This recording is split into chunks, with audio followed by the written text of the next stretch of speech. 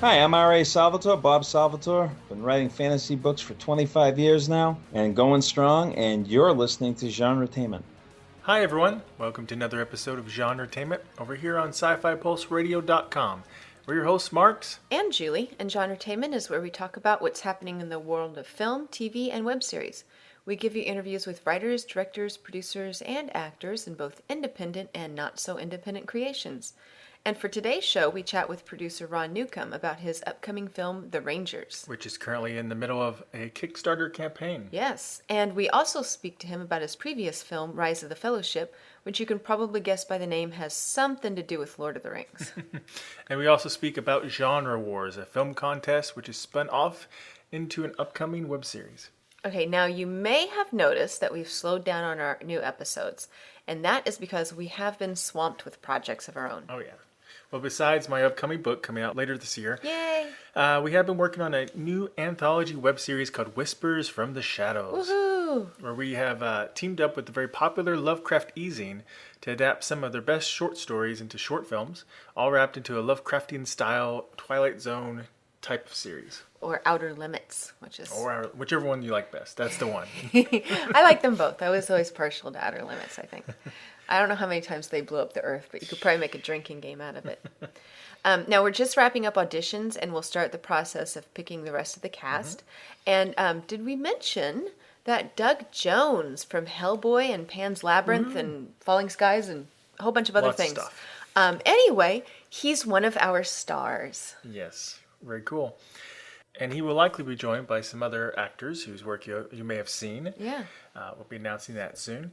And we have an amazing music composer, Troy Sternling-Nies. Yes, very good. You probably know his work from the Call of Cthulhu movie. You can probably check it out on Netflix right now. A lot of the H.P. Lovecraft Historical Society radio dramas. Yeah. And we also have Britton Watkins, the language consultant from Star Trek Into Darkness. Yeah. Whom is developing the fictional Aklo language for the series. And I don't know, we just got so many talented people in front of It's really exciting. It takes a lot of talent both in front of and behind the camera to really make something like this work. So we're really grateful to all of them for their hard work and their amazing talent. Yeah, I think we're going to make something really special for everybody. Mm-hmm. And you can learn more about it if you go over to Whispers from the Shadows Facebook page. Or you can follow it on Twitter at Whispers Series. Now, we would like to mention before we get started with the interviews that the music you just heard at the beginning of the show was a snippet from the theme song for our web series we've already done, Reality on Demand. Now, it's a song composed and performed by our friend T. Sean Hardy, and you can find that web series of ours at realityondemandseries.com. We're all over the place web series. Yes, we are. Just look us up on the web. Just look at web series. We're in there somewhere. Yeah. And now it's time for our interview with producer Ron Newcomb.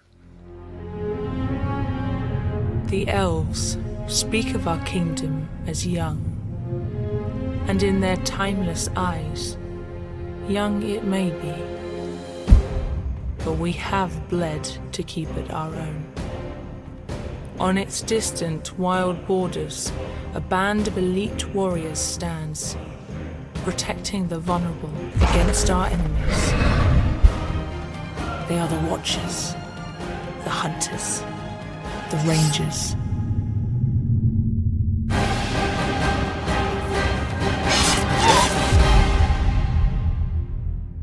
Okay, so today we're joined by Ron Newcomb, producer of Rise of the Fellowship and producer of the upcoming The Rangers, which at the time of this recording, and you're hearing it for the first time, has a Kickstarter going.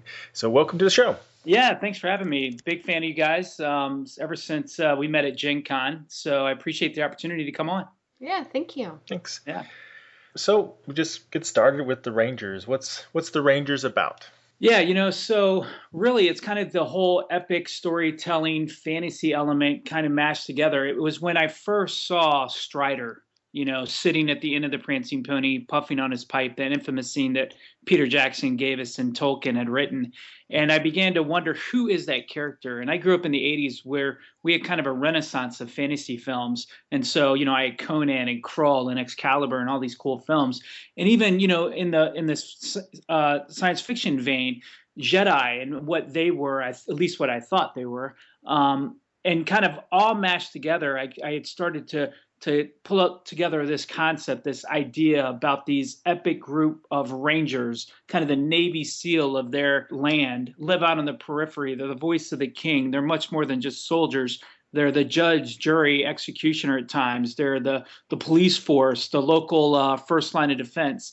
And they find themselves on the periphery, and they begin to uncover this darkness that has kind of moved into legend and myth. People don't even believe it exists anymore, and certainly they start to uncover it. And it's where we find ourselves in the story as Lieutenant Wolf takes his small group and his force of elite rangers and on this epic journey. So it's been a lot of fun to write. It's my own creation story. You kind of start with the world and kind of branch out from there. Mm-hmm. But it's everything that I love, action, adventure, fantasy elements. And I'm excited to bring it to life. And we decided to try to do it through our crowdfunding campaign. Mm-hmm. Is this your first Kickstarter, or have you done before? I've been a part of other campaigns. We've done Indiegogo, and I've been a part of another Kickstarter campaign. But this is a first one that I'm really kind of spearheading. I've supported a lot. Kickstarter can be kind of addicting. You go on and you start to get on. Our friends over at 8 and 5 and things, and Zombie Orpheus, all those guys. They're putting a lot of good product out there, and it's hard not to see their passion and get excited about what they're doing and follow them. But what I've learned is that crowdfunding really is about the crowd and not so much about the funding. Funding is great, and it's great if it goes viral, but it's really about green lighting your project, kind of putting that proof of concept out there, and a group of fans being able to validate what you're doing and then join with you and add to your voice to get it created. So to me, that's much more powerful, much more impactful. So how much are you guys trying to raise? So the ultimate goal is about 50,000, which after Kickstarter and PayPal kind of take their cut, and after the rewards, it leaves us about $35,000, which will get us about 30 minutes of content. My ultimate dream would be to turn this bad boy into a feature film. So we have some stretch goals that are a possibility. I've actually kind of outlined it out as a trilogy of 3 films. Mm-hmm. But certainly it's not like if we can just do 30 minutes, it's a fail. There's so many avenues out there, so many outlets, Hulu, Netflix, Amazon, YouTube, even looking for original content, that's still a great win. It just moves us into the episodic format. And certainly what the guys are doing over at Zombie Orpheus with webisodes is certainly very appealing as well. So it just depends on which way the fans allow us to kind of go is where I'll move the way the story is told. It won't change much of the story, but how I present it, it will be kind of dictated by the fans. Mm-hmm. Have you already cast the film? No, I intentionally didn't want to begin a bunch of casting. My first love is acting, so I didn't want to have like all the meaty roles gone and then people not be able to kind of really, truly be a part of this thing. So we're doing all of our casting online, and I just recently, just a few days ago, cast the second role. Made an offer live, and in color, and made the offer. And that was a lot of fun. He's one of the Rangers. Flint Tanner is the character, kind of this gruff of a warrior guy. And so I've made that cast. The other one that I cast from the get-go was Lieutenant Wolf. My film, Rise of the Fellowship, had a really fun character named Baba Melvin and was brought to life by a guy named Wolf J. Sherrill, who is a professor and teaches acting at a local college here in Virginia called James Madison University. And he was so brilliant on screen. I knew 2 things. 1, I wanted to do a fantasy. 2, I wanted Wolf in it. So that also helped me create the story, actually. So 2 roles have been officially cast as of right now. Oh, that's great. Yeah. From what I've seen in the teaser material, it looks like there's some pretty cool costumes, pretty cool props, swords and stuff. Can you tell us a little bit about how you came about getting all that? Yeah. Did you already have some of this on hand, or? Well, I'm an uber geek, I'm a nut. I'm from the genre type, certainly, and kind of love that part of it. But I knew for fantasy, we had to bring it. You couldn't have your orcs looking goofy or stupid and your rangers not looking elite and sharp. I'm a former Marine, actually. I've had a kind of a diverse background. I was actually a cop for a while and done some things, but kind of having that Marine, in the background, I knew I had to get things right. So that's where I brought on another producer a gentleman by the name of Skip Lipman, who did a documentary called Darkon, which is a great documentary about LARPing. And I had seen the documentary. He's local to me. I'm out of the Washington, D.C. area. We call the DMV. So it's D.C., Maryland, and Virginia all come together. He's out of Maryland. And so he provided a lot of the wardrobe for our guys for that teaser. But we've actually done something really cool. When I was at Gen Con last year with Rise of the Fellowship, because we had won Best Feature Film the year before, we got to come back and have a booth. And I was talking with a company called Medieval Collectibles. And when you can't always raise funding, you're always looking as a filmmaker, at least as an indie filmmaker, of different ways to kind of lower your cost. And so I hooked up with a company called Medieval Collectibles, and they're going to be outfitting us with elite ranger gear and orc gear and swords and weapons and all kinds of stuff. So it's been a great relationship that I'm excited to kind of bring to the table. So our guys, I'm confident, are going to look great. And then I really wanted to show you guys what our orcs were going to look like. Again, they had to look like real orcs. This particular orc on the teaser is what we call a dark orc or a black orc, who's kind of more of an elite type of orc. And so that particular orc, I hired a guy out of Utah, Chris Richard Hansen, who has been working on some films with a company that I love that's doing indie fantasy called Airstorm Entertainment. He did the prosthetic, and then I hired a local guy, Bone Man, to put on and apply the prosthetic of the orc. So it turned out, we only had a day to film, and that turned out awesome. We had a great time, had a lot of fun, and you could really start to go, holy cow, man, we're pulling this off. It's turning out great. Great. And I'm guessing, because it seemed like there was, there's a fight scene in that teaser, and I know you partly involved with Genre Wars, which has a lot of fighting, and I'm just curious, can we expect a lot of fights in this? Well, it's got to be epic. It's got to have action. It's got to have adventure. So definitely, we start out in the script, just to kind of give you a little prelude. There's a sense of a chase scene and kind of the introduction into our main character. There's certainly a fight. So in the first few minutes, boom, we're in a fight for your life type of thing. And I'm very conscious of that. They kind of say a comedy has to have a laugh in it every 3 minutes or so. And action adventure, I kind of follow the same rule. There needs to be some action going on, some type of conflict going on. And, we're not just going to put it in there. We want the story to drive it, but certainly I'm very conscious of that. I want it to be not just a drama. There's some dramatic moments in it, but it's more of an action. So you can definitely expect it. In fact, I've been studying up as a filmmaker. Anybody has any suggestions of what I should be watching? It's kind of an interesting a little bit of studying to do is go back and look at all the great fight scenes in film. And that's what I've been doing lately. Great. Good place to start. Yeah, it's been fun.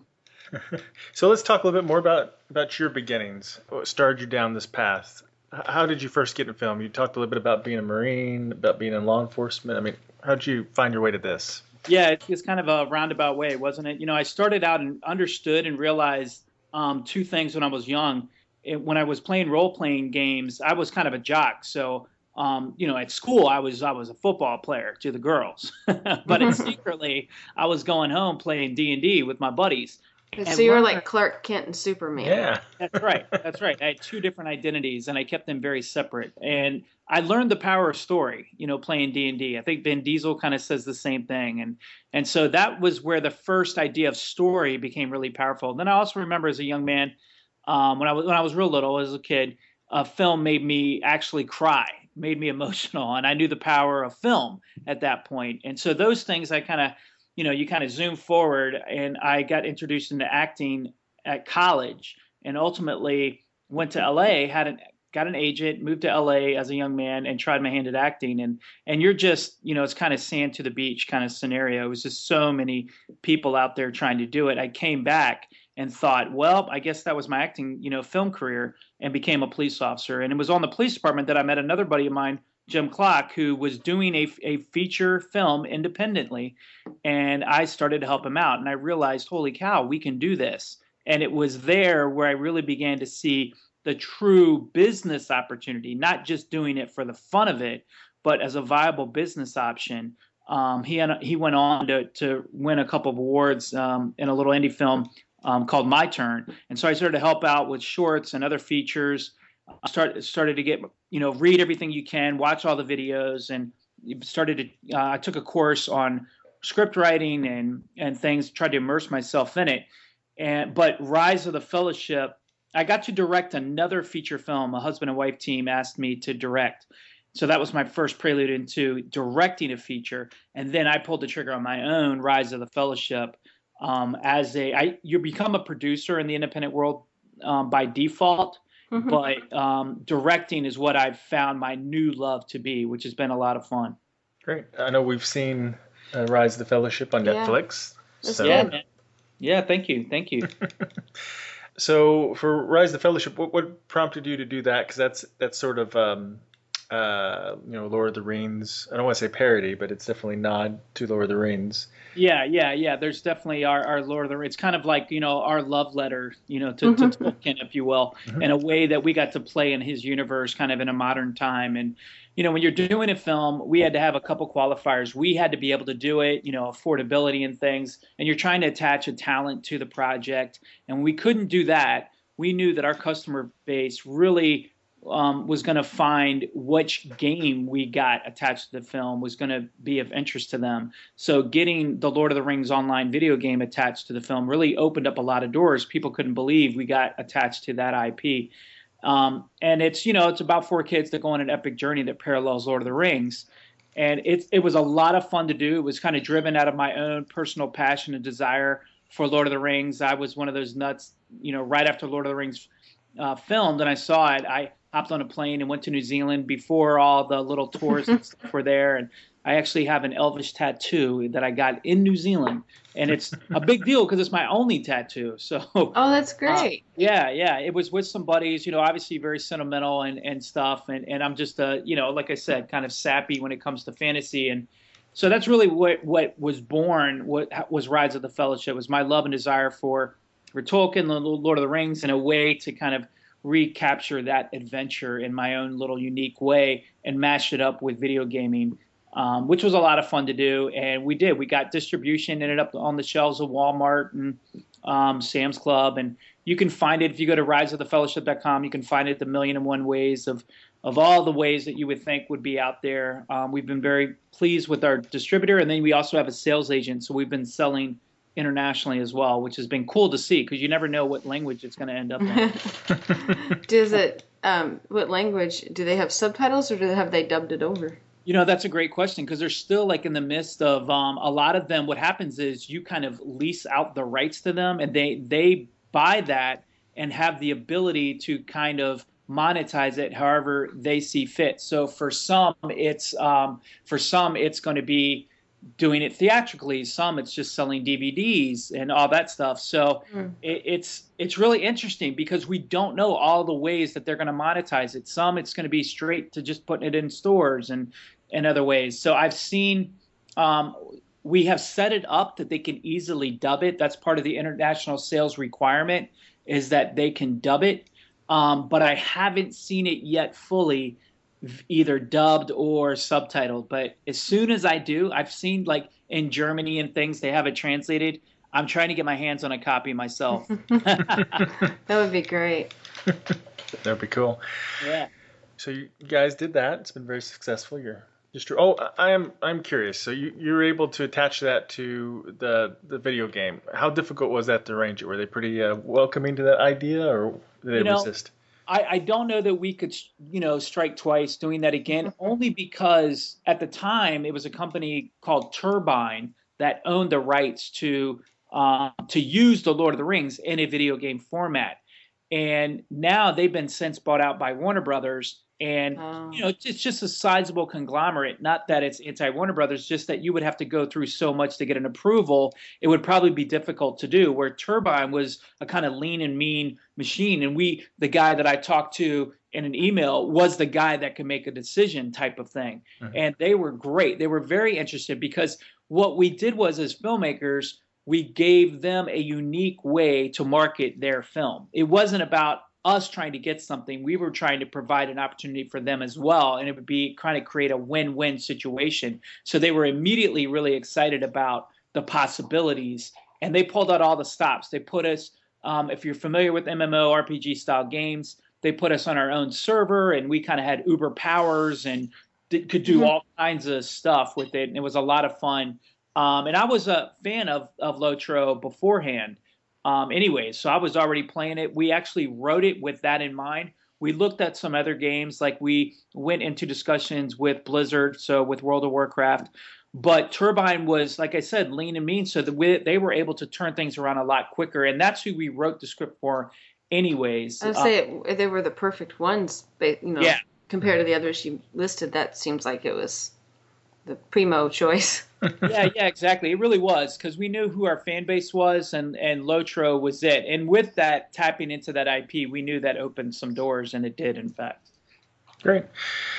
All right, so between Rise of the Fellowship and the Rangers, there's genre wars. Yeah, Genre Wars was a lot of fun. It was really my own personal desire with some other filmmaking friends to say, how do you shoot this fight scene, or sword scene, or how do you do this cool epic action scene? How do you film that? And so from moving from that thought, I can't just go out. I'm the type of filmmaker, I can't just go out and just film something. It's got to have a little bit of a purpose. So we came up with this little backstory and stuff. We did the short film Genre Wars, and what I did was we made it a film competition. So I would do, like, let's say the first short, the first 5 minutes, I would, in my chapter, if you will, right then and there, then people would compete to come up with their own chapter 2. And we would put it out on YouTube, and people would vote by liking that person's particular chapter. And then that winner would continue the storyline. And we made it to 4 different chapters, 4 different, filmmaking perspectives, taking different genres and mashing them together in a sequence. And then the filmmaker, the young man that plays Randall in Rise of the Fellowship, his name is Justin Moe. He's actually quite a filmmaker himself. He's actually taken the concept onto a whole web series now. And he has about 2 hours worth of content that he's in post-production on. And he created a whole web series based upon Genre Wars. And it's called Genre Wars Resistance Rising. So I'm really proud of him. I'm helping him produce that. And so that's where it's at right now, is it's kind of was turned over to the hands of Justin, and for him and his team to go and have some fun with. But it was a lot of fun to do. And a lot of people still kind of send me emails saying, hey, what's the next chapter? So it was cool. I was glad to kind of meet a need. Oh, cool. So probably people who are listening to that are probably wondering how you're mashing the genres. What was the storyline for it? It was a world where you could take every genre together, and there was this item, really undefined item, because we wanted to be able to define it as chapters went on, and it was called the Oneum. So they're on this world, and what's kind of keeping the peace is the Oneum. And the chapter 1 is the Oneum comes up missing. And that kind of throws things starts it to turn it into chaos a little bit, because everyone's trying to defend that it wasn't them, and then kind of point the finger at the other people. So you're thinking of all the fun genre types. We had fantasy, modern day mercenary, steampunk, all the different ones that you can think of. Nothing was off the table. And, obviously you got to suspend belief a little bit, but how it all coexisted has been a lot of fun for Justin and his team to write. They've done some really cool stuff with it. So, I'm excited. Steampunk is not necessarily a new genre, but it's a newer genre with not a lot of content out there. And they've embraced that and have been having some fun with it. Awesome. Then you went on to the Rangers. So yeah, man, this is the story that I feel like I've never been more excited than a story about this. I actually did do a documentary right before this called Made in the USA, where this guy went around for 30 days living only on Made in the USA products. That was rather interesting. And Justin Moe was my director. And we're working on a TV deal right now, which is really cool and kind of allowing me to understand TV a little bit. But the Rangers is the story that I want to see. If I could put anything down on screen, what would I want to see? It's this. And I realized it stems a lot from me growing up in the 80s and all these cool Renaissance fantasy films that we all grew up with, that I felt that the studios now, and I'm not knocking the studios, it's just different, it's not wrong, but they have a formula. And when a genre is not making money, they have to move on, And so all these fantasy films that I loved, not all of them made money. And so they began to move away from them. Then all of a sudden Lord of the Rings shows up and everyone's trying to do fantasy. And again, they don't do it well and they kind of bomb again, A Night with the King or In the Name of the King, is kind of one of them. And they didn't do well. So they started to move away from them. And then TV, Game of Thrones does well. And everyone comes out with their own version, Camelot and all this stuff. And they don't do too well and they start to cancel them. So fantasy is a funny genre. It's an expensive genre. And these studios can't do them fast enough for content fans that are consuming fantasy, that really want fantasy. And I'm from this genre, and I know how people consume it.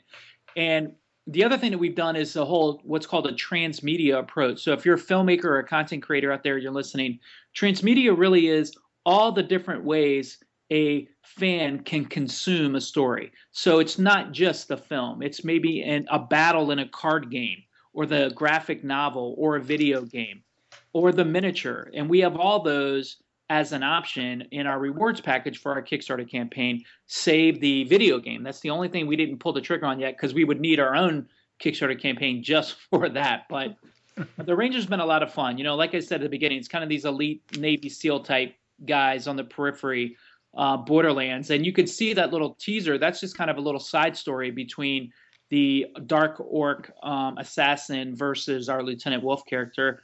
And the story is just shaping up nicely. It's epic in scope. It's a lot of fun. It's very, very much a la Game of Thrones and Lord of the Rings, and even things, like I said, that we all loved from Star Wars. I kind of pulled it all together in a story format. But I created it. It's original IP, so it's original to us and what my team has created. It's not just me too. I'm not the best writer. I roped in some other teammates. Scott Mathias, who co-wrote Rise of the Fellowship, his business partner, who was at one point one of the top 10 independent authors on Amazon with a fantasy trilogy called A Hawk and His Boy, Christopher Bunn. I pulled him in. A lot of us know the fan film Born of Hope that was created by Kate Madison over in the UK. The writer that wrote that is named Paula DeSanti. I pulled her in too, and then I pulled in Skip Lippman from the Darkon documentary, and then just a bunch of other people, from the prosthetic guys for the orcs to getting Ben Dobbins from Zombie Orpheus on my board of advisors, along with the Aerostorm Entertainment guys who are doing some really cool epic fantasy films right now, and you should go check those guys out and support them. And then just kind of, pulling it together. So I'm excited, man. I can't wait to pull the trigger on this thing. Well, good. So what's some of the rewards you're offering? That's kind of the neat thing too, is that I've really, like I said, I'm an addict on Kickstarter. My wife says, that's it. You got to stay off it. I've supported a lot of campaigns because it's like shopping. You get to go around. Not only do you get to help support people, but you get some cool little stuff. So yes, I have to say, I'm on your wife's side. If you have to take out a second mortgage, it's time to step away from the computer. I know. You're probably spending a little too much. Yeah. So, certainly what we did was we took a lot of the campaigns that were successful, wrote down all those, from graphics to rewards, what were people putting in their videos and all that stuff, and what rewards would we want to see, starting from the big grandiose King package all the way down to $1, because some people don't even take $1. They want you to come in at a certain level. But to me, it's all about the crowd development. So at $1, you're putting your name with us. You're helping us build that momentum, which is essential in crowdfunding and helping us get out the door with this thing. So you can get some. I think at $15, you get an exclusive behind-the-scenes access. So we're not going to put it out there on everybody. It's going to be controlled. But very much what Peter Jackson did with The Hobbit, he was really good about putting these behind-the-scenes videos out there. I'm going to be doing that the entire life of the Rangers project. So that comes in at $15. We have a digital package at $25 where you get the poster, the score, the soundtrack, and, of course, the film for $25 all digitally. If you just want the film, you're like, I don't care about anything else, I just want to see the film, you get that for $10 digitally. At $30, you get a signed DVD with some cool, epic Kickstarter specific things on there. At $60 is the Geek package, which is a lot of fun because you get the Lieutenant Wolf miniature, so the little D&D miniature, or mini battles. We have a whole miniature little campaign we'd love to kick off, but you get the mini, you get the collectible card game we've created, which is turning out nice. You can see some samples of the cards on there, therangersfilm.com. And then you get, of course, the whole digital package at, I think it's 75 and maybe $100. But anyways, you get to actually join one of the units. So if you want to, let's say, join our orc unit, you get an enlistment paper, embossed, sealed, that's frameable, that we're going to send out to you, and your name will be in the ranks of the orc unit. You can join the Rangers, you can join the Dark Elves or the Wood Elves, all the way up to like $2,500. I've roped in a really nice artist to do an acrylic painting of you or a loved one in that type of genre style. So fantasy, you can find yourself, a ranger, or you're, someone else as a orc or a dark elf. And this is acrylic painting. I mean, these are really, really nice. You can come on set and follow me around for a day. It's called the director's package. I think that's in there as well. You can, if you're a writer and have a script and you send it to us, we'll give you not only read the script, but we'll also give you notes.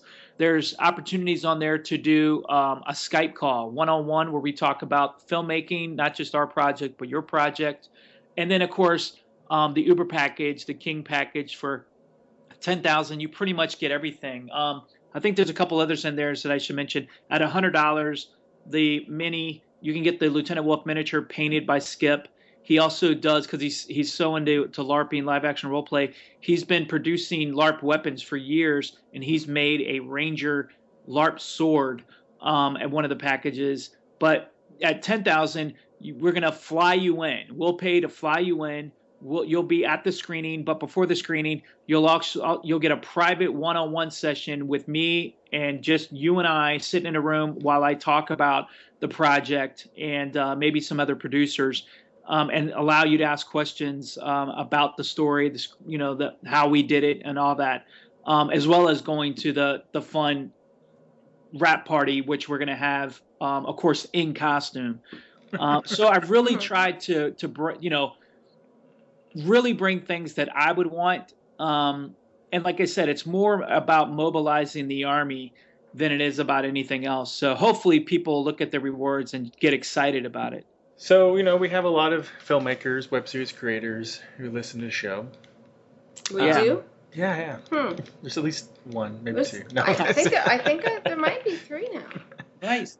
But so I'm curious, and you're still kind of, you're in the middle of the Kickstarter still, but is there any kind of tip you would give someone who's doing a Kickstarter or just crowdfunding in general? Yeah, and how much of a full-time job is just the Kickstarter? Oh my gosh, you're so right about that. Is that any time that you think you're going to have to spend towards Kickstarter, double it. I mean, it really is a full-time job. You need an army. Filmmaking's not a solo sport. Neither is Kickstarter. You got to bring in the people, I think, to really help out, like the graphic artists and things. Of course, you got to, I think, have a cool video. You got to have your rewards set. But really, it's all about finding those channel partners that can get the word out to the masses. So, you're helping me with that. You're giving me a voice to your fan base that never would have heard about me before. And that's the way independents have to be. One of the things that we're trying to do right now, and I got to tell you, even for film, this is a hard thing for all of us to do, is to, when you're putting out a press release, right? I mean, so many people don't pick it up your story and run with it. And why? And it's trying to create newsworthy outlets and newsworthy news. And it's so difficult to do when you don't have a name, attached to your film, because that's predominantly what drives media and whether or not they're going to run your story. And I'm still trying to work through that. I mean, we're trying to talk through some A-list talent to do a cameo or something. Even if we get to a certain level, like at 75,000, we'll probably be able to bring on at least a cameo of an A-lister. I'd like to be able to announce that, because then it helps with media, because it's all about getting to the right people that they can get to the masses. You and your little list are never going to be able to make your campaign go viral. It's just not going to happen. And so I encourage people to really do their homework about, like, okay, once we get this out there, who's going to help us make it go beyond where we're at? And then just tapping people You got to be persistent but respectful, and there's that balance of not overwhelming people either, and losing people. So it's I don't know that I've hit the media stride yet. I'm trying to, and I'm trying to get something newsworthy, because they're not just going to be like, oh yeah, it's a cool project. They see it as, well, that I'm basically advertising for you. This isn't really news. So I'm trying to create newsworthy stuff without doing something stupid and get myself arrested. I don't want that to be news. Well, that'll get you there. That's true. One of my crew members can do that. There you go. It's a team effort. Right. You've accomplished something a lot of independent filmmakers have a hard time doing. You've got distribution. Yeah. Pretty good distribution, I think. So, what? Worldwide, so I'd say pretty good. Yeah. That's not too bad. You have your sales agent who does your international stuff and doing all your sales and going to all the predominantly film markets. A lot of people think the film festivals is where money is exchanged, and that's generally not the case. It's usually at film markets. The best festivals are going on in tandem with the markets, such as Cannes and Berlin and Toronto and things. There's usually film markets going on. That's where the money's really exchanging hands. So we got a sales agent. The U.S. has their own film market, American Film Market, which happens every year in Santa Monica. You can go there and pitch your project, usually a feature, to sales agents, and that's kind of the first step of the pitch. Is you got to get them on board. They get excited about it so that they can turn around and sell it. But then you also have your domestic distributor, and our distributor, Phase 4 Films, they do a lot with Netflix and Redbox and things. So I get excited about those guys. And I think, again, it's kind of like what makes a story newsworthy, what makes a film sellable. And if you don't have an A-list talent in it to try to make it sellable, it has to either be a high concept, or with us, we had the video game, The Lord of the Rings Online. That IP opened a lot of doors. People were like, okay, how did you get attached to The Lord of the Rings? And with The Hobbit still coming out, it was almost a no-brainer.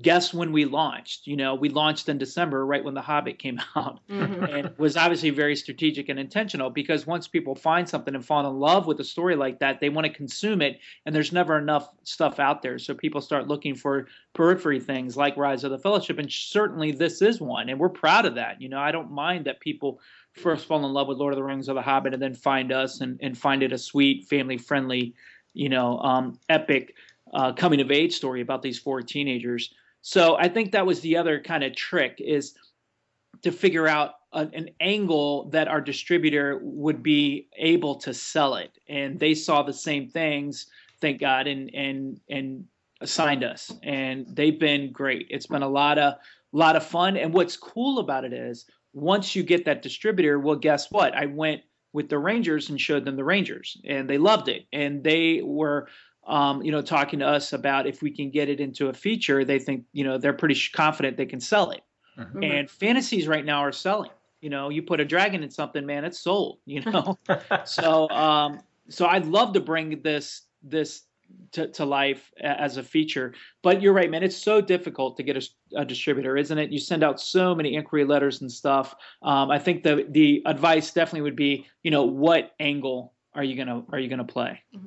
Well, and I like how you said that you described yours as like this family-friendly kind of sweet coming-of-age film, and I was wondering, because, I mean, I know I take some flack because I like those kinds of movies. I mean, I think about the movies I grew up on as a kid, and I was like, they were good then, and then I can go back and watch them. I've watched as an adult, and they're still good, solid filmmaking, but it wasn't someone getting killed and raped and dismembered every 5 minutes. And I mean, have you noticed, I don't know, maybe it's just me, but so maybe you haven't noticed it, but is there as much of a respect in the independent filmmaking community for someone interested in making something more family friendly, or is, do you have to kind of fight against it's not dark enough to be serious? Yeah, right. No, I know exactly what you mean. And again, I was talking about, we had a renaissance of 80s fantasy films. I would also say the same thing about family-friendly films in the 80s. Oh, yeah. I mean,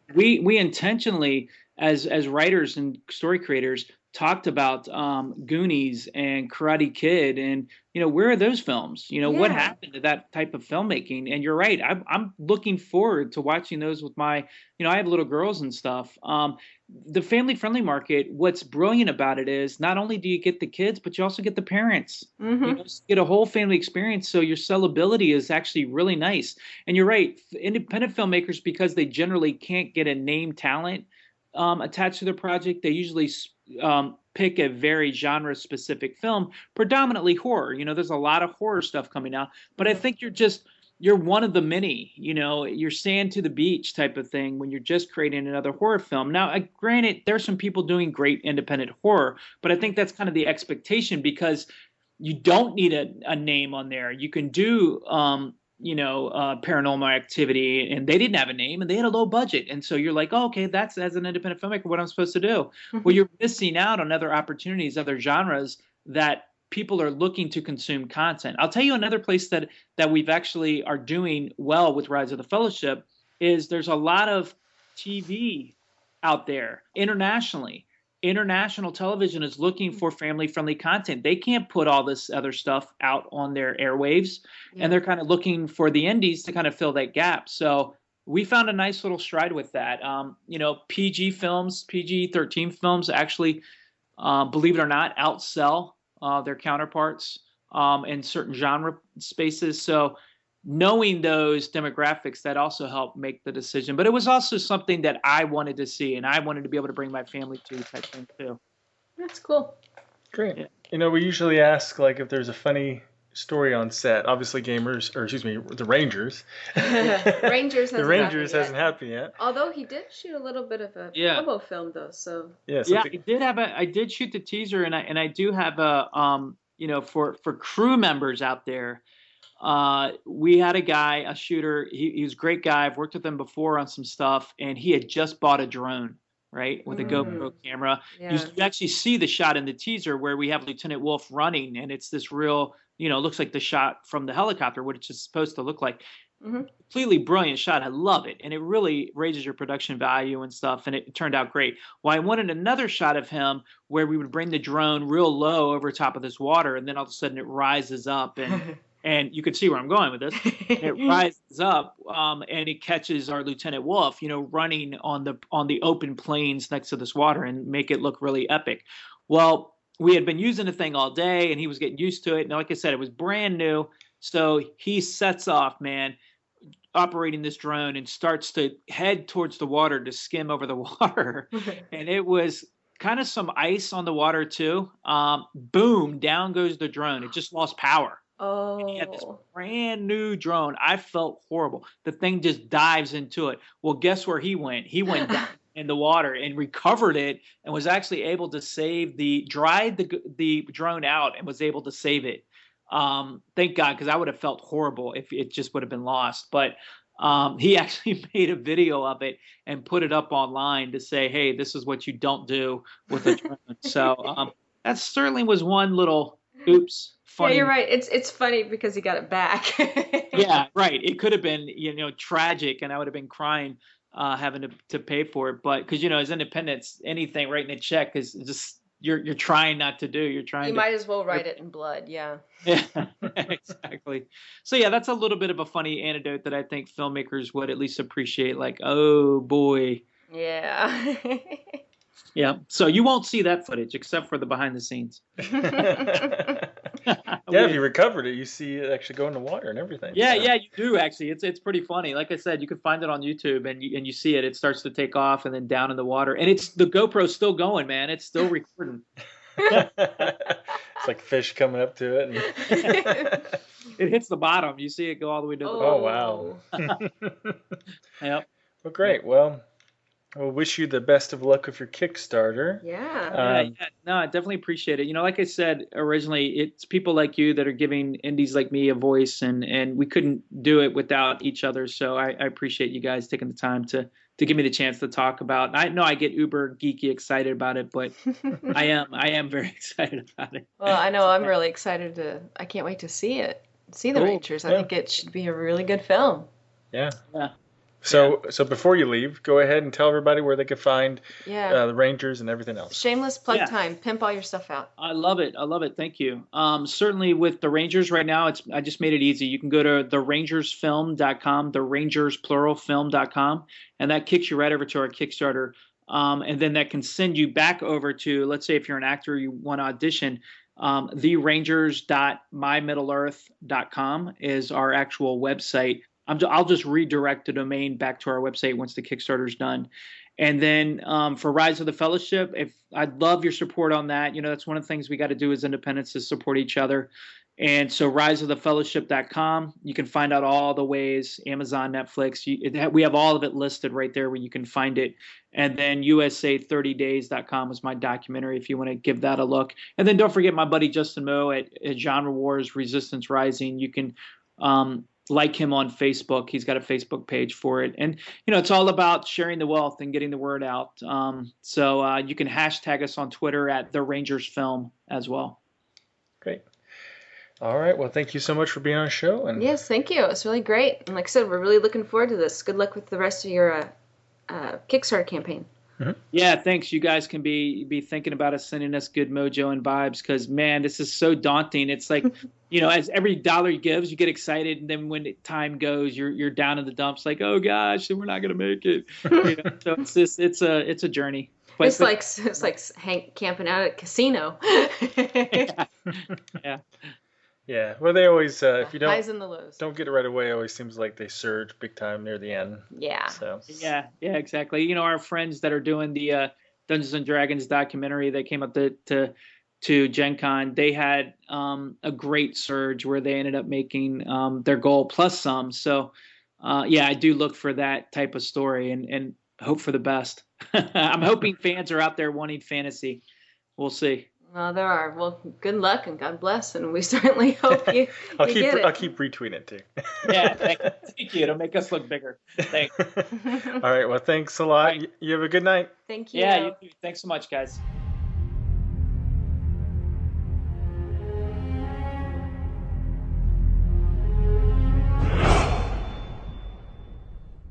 Hi, I'm George Straighton, screenwriter of Hercules and Xena Warrior Princess, and you're listening to GenreTainment. Well, thanks to Ron for speaking with us, and please go check out their Kickstarter and consider contributing for it. Or if you can't afford, then just share the campaign with your friends, and I'm sure they'll appreciate it. Mm-hmm. We are super busy right now with pre-production on Whispers from the Shadows, but we do have some great guests still lined up for this show right here, so keep an eye out on our Facebook page. Marx's Twitter account also, which is @Mr. Marx, or our website at GenreTainment.com. Yep. And before we go, I do want to mention that I will be judging again for the Geeky Awards. You are so judgmental. I know. They're taking submissions right now. So if you make something geeky, whether it be a web series, short film, podcast, all sorts of stuff, they got lots of categories, then you should check out the award show, and it's over at thegeekyawards.com. Please check it out. It's a fun show. No matter what, they have tons of great stuff. So if you're a geek and you know who you are, send in your stuff or just check it out. A cool geek. A cool geek. All geeks are cool. Of course. Geeks inherit the world, right? Rule the world. Pretty much. much. That from Leverage, I always said, the hacker guy used to say. Oh, I don't know. I like him. That's a good show. We miss Geek Leverage. shall inherit Moment of silence for Leverage. I know. Okay. Sad.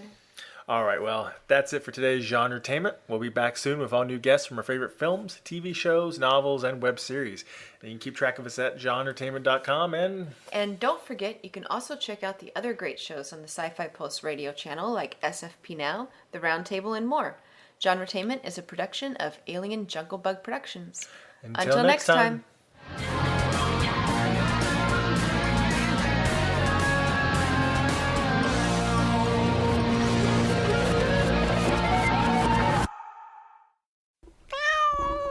Bad monkey.